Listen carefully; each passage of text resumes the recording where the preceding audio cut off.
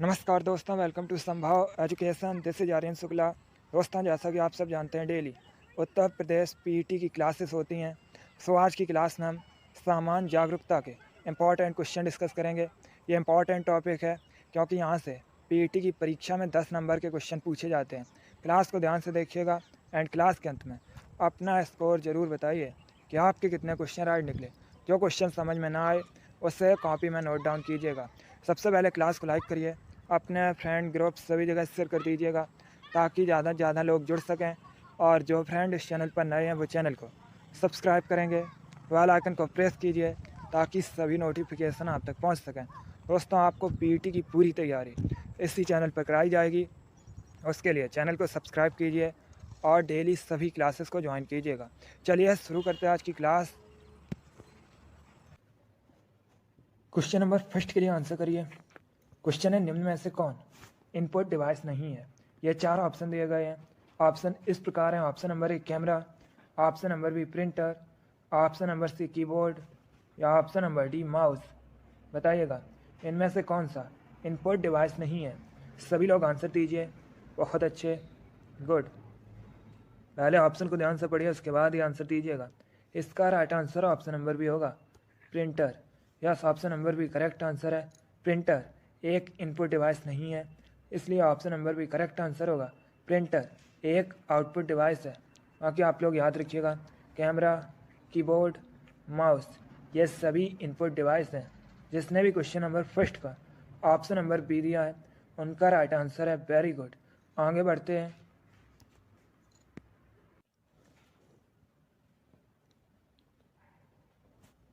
Question number 2 के लिए answer करिएगा। क्वेश्चन है, निम्नलिखित युग्मों का अध्ययन करें। इस तरफ आपको सहायक नदी दी गई हैं, इस तरफ मुख्य नदी दी गई हैं। बताइएगा इनमें से कौन सा युग्म सही है। सभी लोग आंसर दीजिए। क्वेश्चन को ध्यान से पढ़िए, उसके बाद ही आंसर दीजिएगा। वेरी गुड, बहुत अच्छे। Correct answer option number A होगा, केवल 3। Yes, option number A correct answer है।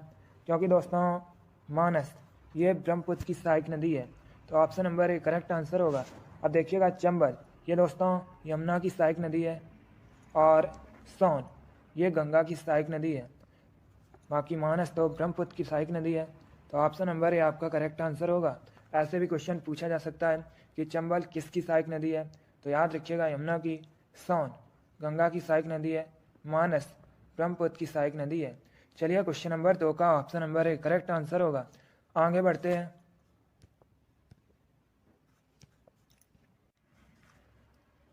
क्वेश्चन नंबर 3 के लिए आंसर करिए।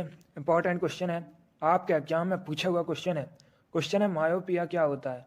बताइएगा मायोपिया क्या होता है। सभी लोग आंसर करिएगा। बहुत अच्छे, ऑप्शन को ध्यान से पढ़िए, उसके बाद ही आंसर दीजिए। गुड। इसका राइट आंसर ऑप्शन नंबर भी होगा, निकट दृष्टि दोष। यस, ऑप्शन नंबर भी करेक्ट आंसर है। दोस्तों मायोपिया आँख से संबंधित रोग है, इसे निकट दृष्टि दोष भी कहा जाता है, तो ऑप्शन नंबर भी आपका राइट आंसर होगा। जिसने भी क्वेश्चन नंबर 3 का ऑप्शन नंबर बी दिया है उनका करेक्ट आंसर है। बहुत अच्छे दोस्तों, अगला क्वेश्चन देखते हैं। क्वेश्चन नंबर 4 के लिए आंसर करिएगा। यह भी क्वेश्चन आपके एग्जाम में कई बार पूछा हुआ क्वेश्चन है। बताइएगा इंडिया हाउस कहाँ पर स्थित है। आपको बताना है इंडिया हाउस कहाँ स्थित है। ए लंदन में, बी न्यूयॉर्क में, सी मुंबई में या डी कैलिफोर्निया में। आपको बताना है इंडिया हाउस कहाँ पर स्थित है। आंसर करिए, इंपॉर्टेंट क्वेश्चन है। बहुत अच्छे, वेरी गुड, गुड। इसका correct answer option number A होगा, लंदन में। Yes, option number A correct answer है।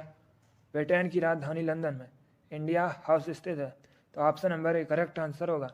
आपके एग्जाम में क्वेश्चन पूछा गया था कि लंदन किस नदी के किनारे बसा है, तो याद रखिएगा लंदन दोस्तों टेम्स या थेम्स नदी के किनारे बसा है। जिसने भी क्वेश्चन नंबर 4 का ऑप्शन नंबर ए दिया है उनका करेक्ट आंसर है। वेरी गुड, इसी प्रकार से आप लोग आंसर करिएगा। अगला क्वेश्चन देखते हैं। क्वेश्चन नंबर 5 के लिए आंसर करिएगा। हिस्ट्री संबंधित क्वेश्चन है। क्वेश्चन है, किस मुगल बादशाह ने हिंदुओं पर लगने वाले जजिया कर को समाप्त कर दिया था। आपको बताना है किस मुगल बादशाह ने हिंदुओं पर लगने वाले जजिया कर को समाप्त कर दिया था। ए अकबर ने, बी हुमायूं ने, सी शाहजहां ने, या डी जहांगीर ने। इसका right answer option number A होगा, अकबर ने। Yes, option number A correct answer है, अकबर ने हिंदुओं पर लगने वाले जजिया कर को समाप्त कर दिया था। तो option number A correct answer होगा। आगे बढ़ते हैं, क्वेश्चन नंबर 6 के लिए आंसर करिएगा। इंपॉर्टेंट क्वेश्चन है, बताइएगा सिडबी का मुख्यालय कहाँ पर है। आपको बताना है सिडबी का मुख्यालय कहाँ पर है। आंसर सभी लोग दीजिएगा, बहुत अच्छे, गुड। आपको बताना है सिडबी का मुख्यालय हेडक्वार्टर कहाँ स्थित है। सिडबी भारतीय लघु उद्योग विकास बैंक। एग्जाम में इसमें आपसे पूछा जा सकता है कि सिडबी का फुल फॉर्म क्या होता है, तो याद रखिएगा small industry development bank of India. स्थापना कब हुई थी, 1990 में, 1990 में स्थापना हुई थी। इसका हेडक्वार्टर कहाँ पर है, यह लखनऊ में स्थित है।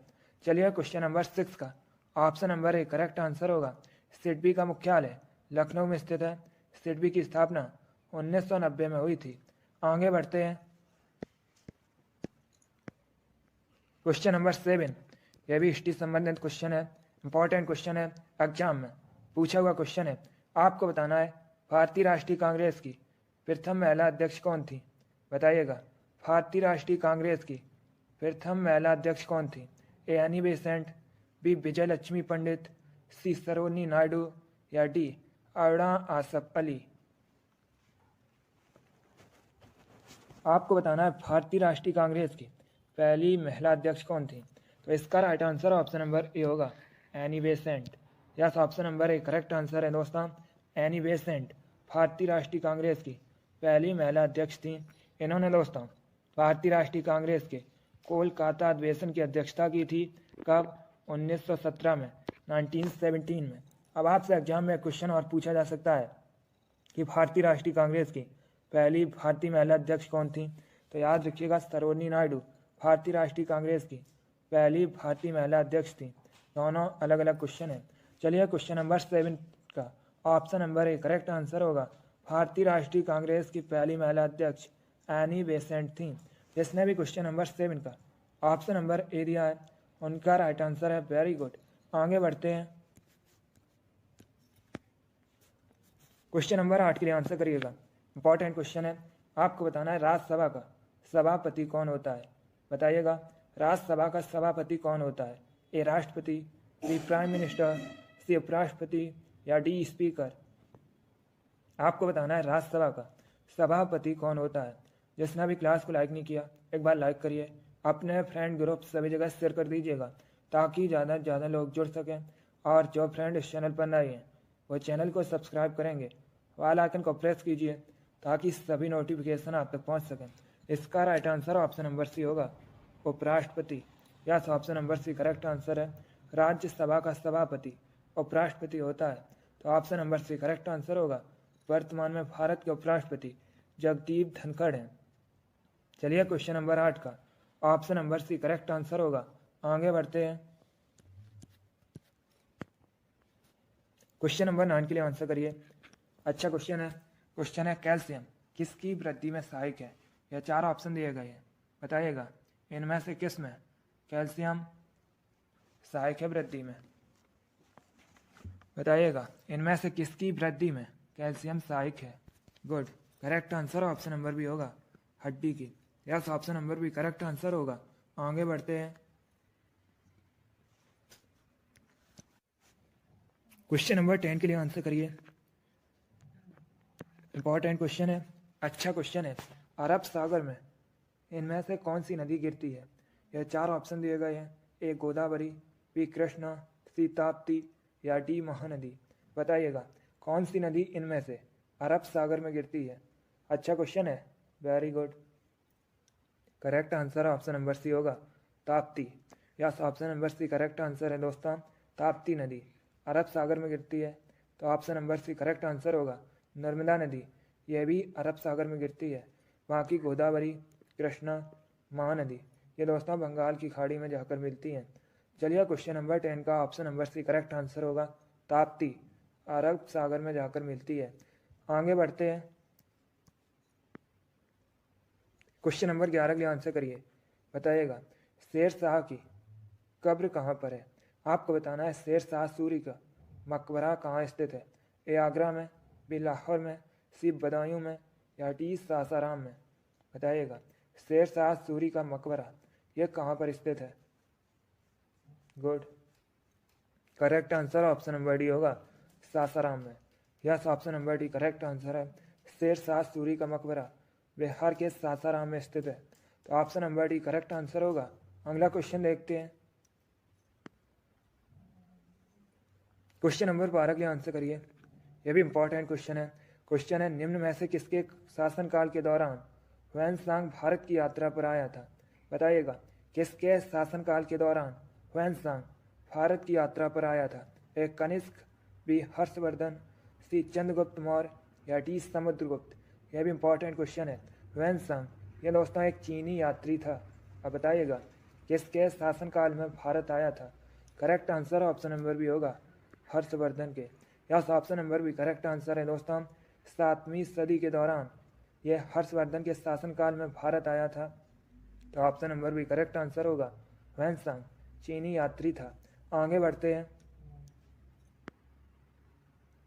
क्वेश्चन नंबर 13 के लिए आंसर करिए। थोड़ा सा कठिन क्वेश्चन है बट आप लोग आंसर करिएगा।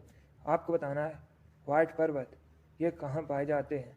बताइएगा व्हाइट पर्वत कहाँ पाए जाते हैं? ए कनाडा में, बी नॉर्वे में, सी रसिया में, या डी यूएसए में? आपको बताना है व्हाइट पर्वत कहाँ पाए जाते हैं। इसका right answer option number D होगा, यूएसए में। Yes, option number D correct answer है। व्हाइट पर्वत यूएसए में स्थित है। आगे बढ़ते हैं।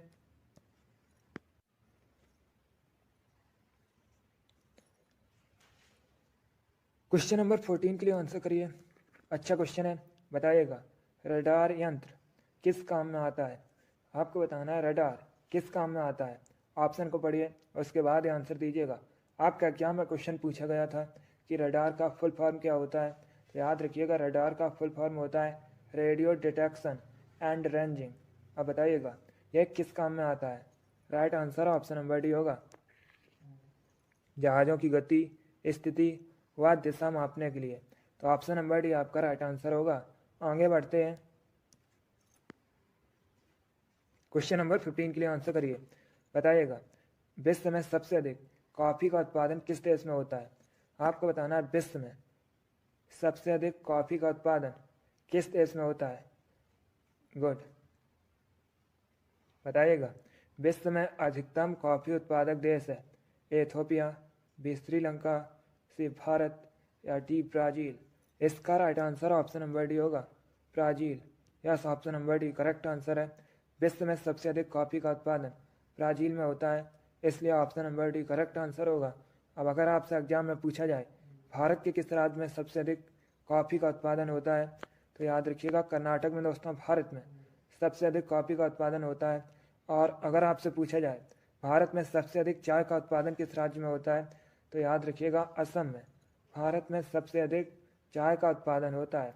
चलिए क्वेश्चन नंबर 15 का option number D correct answer है। विश्व में सबसे अधिक कॉफ़ी का उत्पादन अधिकतम कॉफ़ी उत्पादक देश ब्राज़ील है। आगे बढ़ते हैं।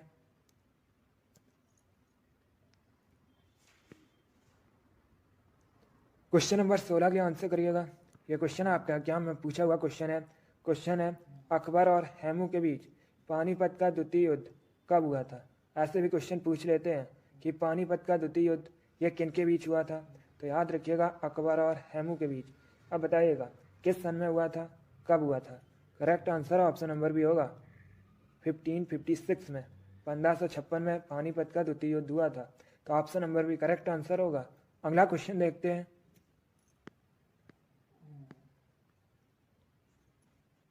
क्वेश्चन नंबर 17 के लिए आंसर करिए। यह भी इंपॉर्टेंट क्वेश्चन है। क्वेश्चन है दोस्तों अष्टप्रधान का अर्थ क्या था? बताइएगा अष्टप्रधान इसका अर्थ क्या था? ऑप्शन को पढ़िए और उसके बाद आंसर करिएगा। ऑप्शन इस प्रकार है। ऑप्शन नंबर ए मंत्रियों की एक परिषद जो मराठा शासक के सलाहकार के रूप में कार्य करती थी। ऑप्शन नंबर बी कुछ नेताओं द्वारा बताए गए अष्टमार्ग।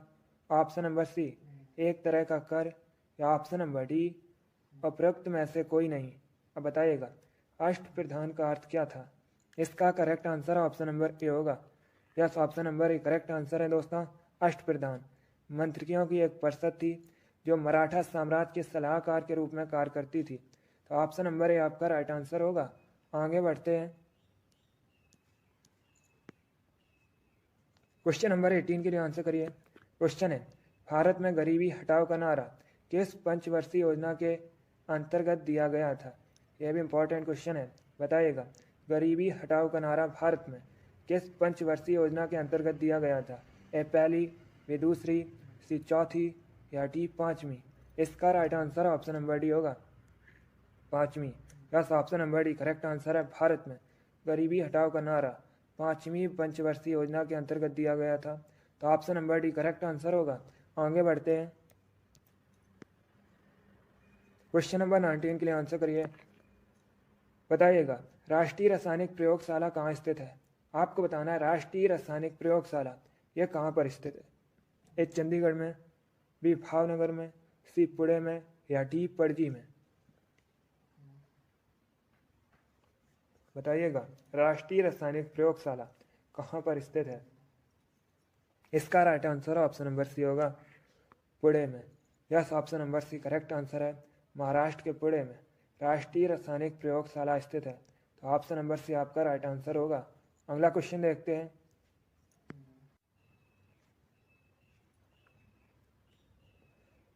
क्वेश्चन नंबर 20 के लिए आंसर करिए। क्वेश्चन है, दक्षिण अफ्रीका से लौटने पर महात्मा गांधी ने प्रथम सत्याग्रह कहाँ शुरू किया था? बताइएगा।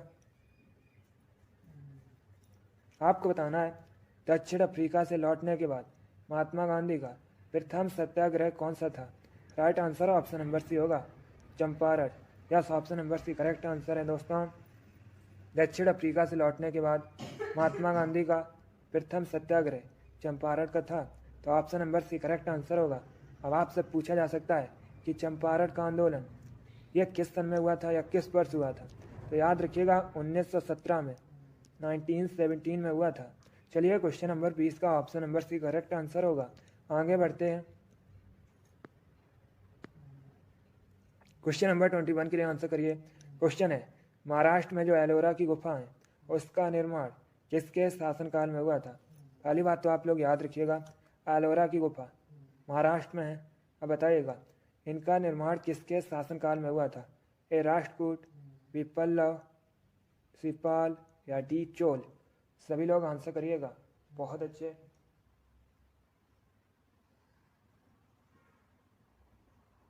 गुड।